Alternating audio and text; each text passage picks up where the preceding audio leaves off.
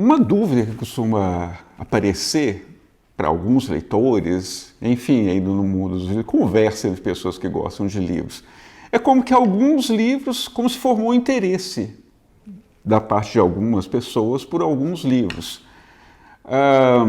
Talvez a forma mais óbvia é uma que nunca recorremos a ela. Não é nem por soberba nem nada, assim, a coisa de lista dos mais vendidos. Alguns livros, não temos preconceito em relação a isso. Alguns livros venderam muito porque são muito bons mesmo, né? Tem vários exemplos para isso. Mas, por exemplo, a Revolução dos Bichos vendeu muito, continua vendendo muitas décadas depois que ele foi escrito. E por quê? Porque é bom mesmo, né? Não são raros exemplos assim. Mas, por acaso, não foi esse, né? Assim, não foi isso de seguirmos essa linha. Cada livro tem uma origem diferente, o interesse por cada livro com uma origem diferente.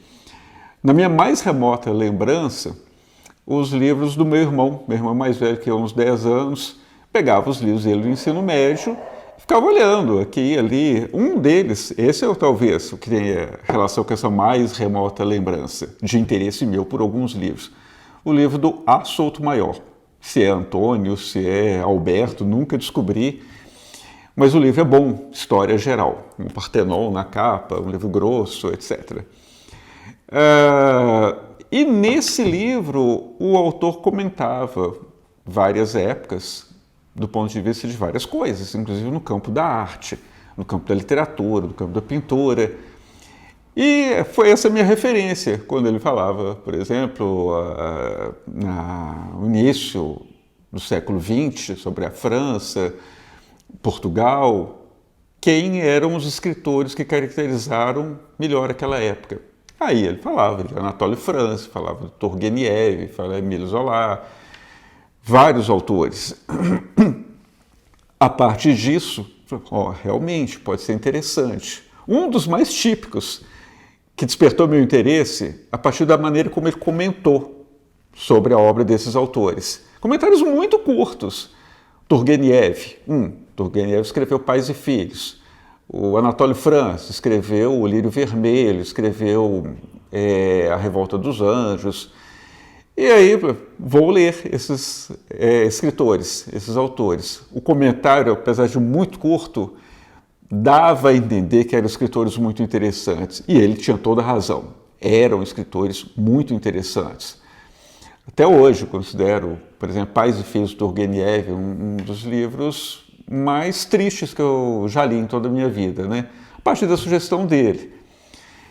Então, livros de ensino médio têm, muitas vezes, na formação de um leitor, essa propriedade. O outro, aí já não do meu irmão, esse livro é muito engraçado, o do Domingos Pascoal Segala, Novíssima Gramática da Língua Portuguesa, continua até pouquíssimos anos atrás, continuava sendo publicado como Novíssima Gramática da Língua Portuguesa.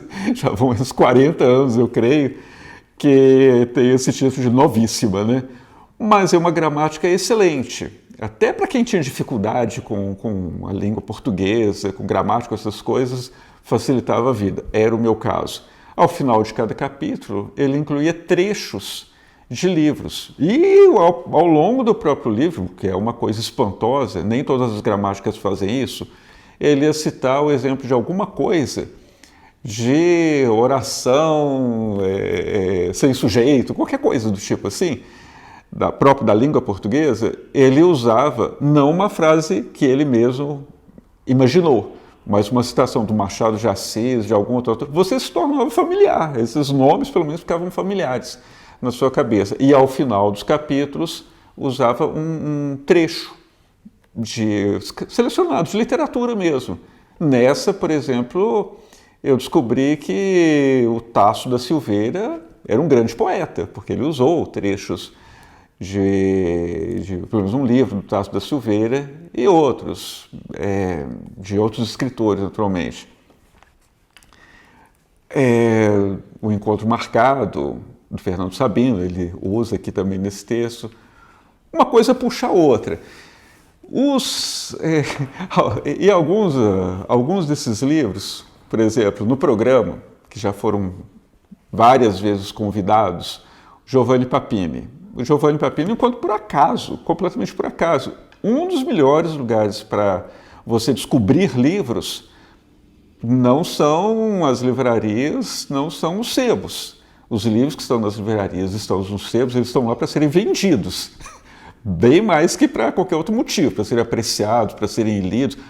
Para serem lidos é uma coisa secundária. O que importa para uma livraria, para um sebo, é que os livros sejam comprados. Se a pessoa não ler, não tem problema algum. É diferente, por exemplo, de uma biblioteca. Biblioteca, mesmo que o livro... Muitos livros que estão em biblioteca, eles não são vendidos em livrarias, os chamados livros institucionais. O Giovanni Papini é um livro que eu, antes dos 18 anos, descobri numa biblioteca em Belo Horizonte, por acaso, por completo acaso. Não tinha razão nenhuma para que eu me interessasse pelo livro, que no caso é esse aqui, Palavras e Sangue, numa outra edição. Essa é uma edição portuguesa. A partir dele, você vai puxando outros livros. É bem interessante como o acaso marca a descoberta de vários livros, pelo menos na nossa experiência. Para outras pessoas, algumas, imaginamos nós, sigam fielmente a lista dos mais vendidos, com alegrias e tristezas que derivam disso, né? E ainda disso, sobre as escolhas que cada leitor faz, na ideia que eu estou seguindo aqui, essas coisas são regidas pelo acaso, praticamente. Pelo menos na nossa experiência, praticamente regidas pelo acaso. Tem coisa de formação, tem detalhes assim, e tem também outras trajetórias completamente diferentes. Por exemplo, de pesquisadores, especialistas que passam a vida inteira lendo só sobre um assunto. Existem esses casos. Não é definitivamente aqui a nossa escolha. E, por exemplo, o caso clássico que foi marcado pelo acaso, e não nos lembramos a razão de termos parado na estante da biblioteca, no caso, Biblioteca de Belo Horizonte, Biblioteca Pública de Belo Horizonte, no nome Giovanni Papini, Palavras e Sangue, lido o livro, que aliás não é talvez o melhor livro do Giovanni Papini, sem sombra de dúvida, não é o melhor. Os outros são impressionantes, mas lemos esse livro, depois continuamos a ler outros. Não é raro acontecer, por exemplo, de livros que foram sugeridos por amigos, por bons amigos. A coisa mais fácil do mundo é você sugerir livros para as pessoas. Como professor, por exemplo, é muito mais fácil explicar um livro, é muito mais fácil indicar um livro para os alunos do que dar uma aula sobre aquilo inteira, sobre aquele autor. Tanto que é comum e é meio piada, né? Assim, em algumas disciplinas, bibliografias com dezenas de páginas, quando, na verdade, as aulas ali ficam restritas a um ou dois autores. Sintoma de que é muito mais fácil indicar livros do que ler livros. Mas dependendo de quem indica esses livros, isso vai te levar a pensar melhor, a ler mesmo. E, de fato, né, alguns dos livros que lemos resultaram de indicações de pessoas próximas, aquilo de algumas pessoas falam, esse livro é bom? Não deve ser bom não. Dependendo é o contrário, né? A pessoa sugere que você não vai ler, porque a pessoa mas até já decepcionou de alguma forma. Mas outros não. É o caso desse aqui, esse livro em particular, Uma Temporada de Facões. Esse livro é muito raro, está com cara de livro novo, né? de livraria e tal. Mas é um livro muito raro e muito caro.